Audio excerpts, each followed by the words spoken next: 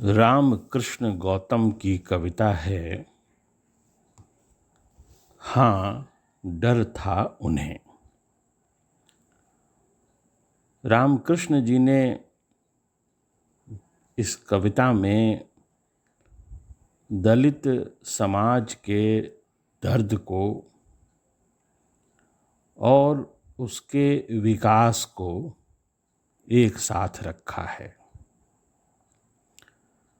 जातिवादी समाज ने दलितों के जीवन को कितना कष्टप्रद बनाया था, इसकी एक वानगी इस कविता में भी मिलती है। यह कविता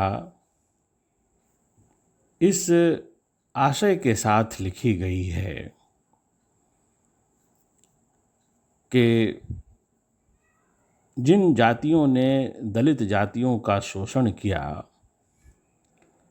वे नहीं चाहते थे कि दलित समाज उनके हाथ से छूटकर आगे बढ़ जाए।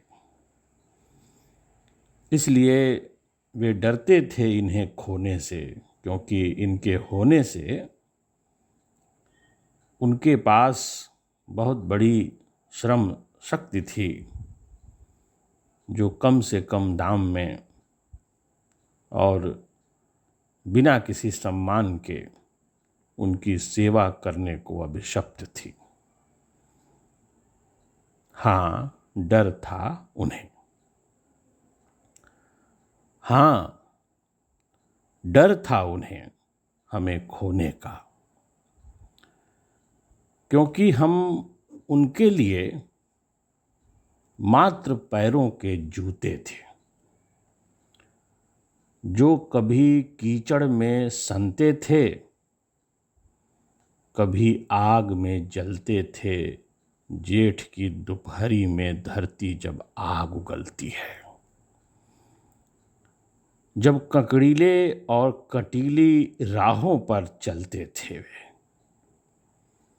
तो हमारा सीना छलनी हो जाता था उनके तलवों की सुरक्षा में। अपनी मुसीबतों में सुरक्षा कवच की तरह इस्तेमाल करते थे हमें।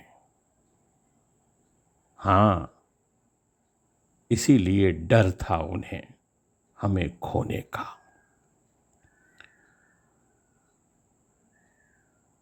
हाँ, डर था उन्हें हमें खोने का, क्योंकि हम उनके लिए मात्र टूल्स थे उत्पादन का।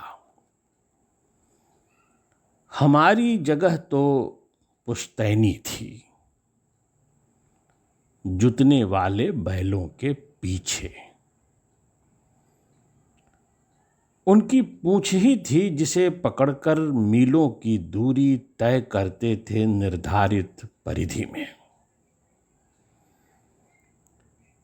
जब वे चंवर के झोंके में ठंड का एहसास करते थे, हम बैलों की पूंछ पकड़कर सूर्य की तपिश में गोल गोल घूमते थे। और इन सबका पारिश्रमिक होता था जूठन और गुबरैला।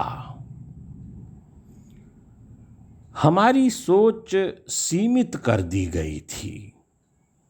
हमारी आंखों पर गुलामी और बंधुआपन की पट्टी बांध दी गई थी। कोल्हू के बैल की तरह लकीर से हटना मानो नियति से विद्रोह था हमारा।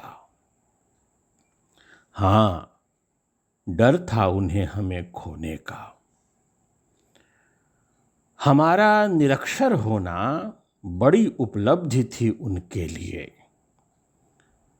हमारा नासमझ होना ही सौगात थी उनके हिस्से की। हम तब तक उनके लिए उपयोगी थे जब तक आंख होते हुए भी हम अंधे थे, कान होते हुए भी बहरे थे, मुंह होते हुए भी गूंगे थे हम। शास्त्रों की दुहाई देकर हमारे कर्तव्यों का निर्धारण होता था। स्वामी की सेवा ही हमारा परम धर्म था। हाँ, डर था उन्हें हमें खोने का। उनकी बीवियों की निष्प्रयोज्य साड़ियां रख दी जाती थीं संभाल कर।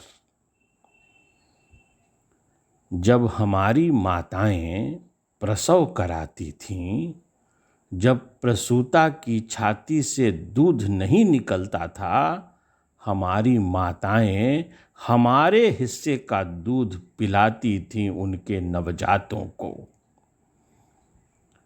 हमें धरती की गोद में लिटाकर लग जाती थीं अहर्निश उनकी सेवा में। महीनों का पुरस्कार होती थीं निष्प्रयोज्य साड़ियां। हाँ, डर था उन्हें हमें खोने का। वे स्तब्ध थे हमारे हाथों में कलम देखकर। उनकी पीड़ा और बौखलाहट हमें गांव की सीमा में कैद करती थी, उन राहों को पाबंद करती थी जो हमारे घरों से स्कूल की ओर जाते थे। धर्मशास्त्रों की दुहाई देकर कि स्वामी की सेवा ही हमारा परम कर्तव्य है, ऐसा समझाया जाता था।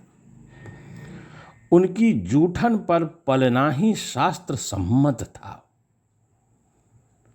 अब उन्हें डर था हमारे विद्रोह का, क्योंकि अब हल की मुठिया और बैलों के स्थान पर हमारे हाथों में कलम थी, जिसे वे तलवार से ज्यादा धारदार समझते थे।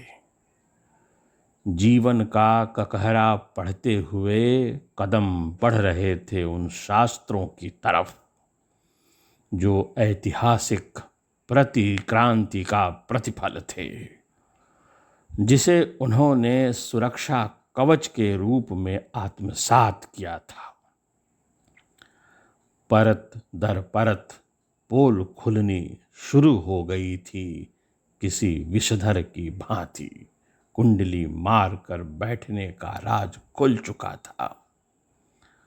अब समझ आया क्यों डर था उन्हें हमें सदा सदा के लिए खोने का।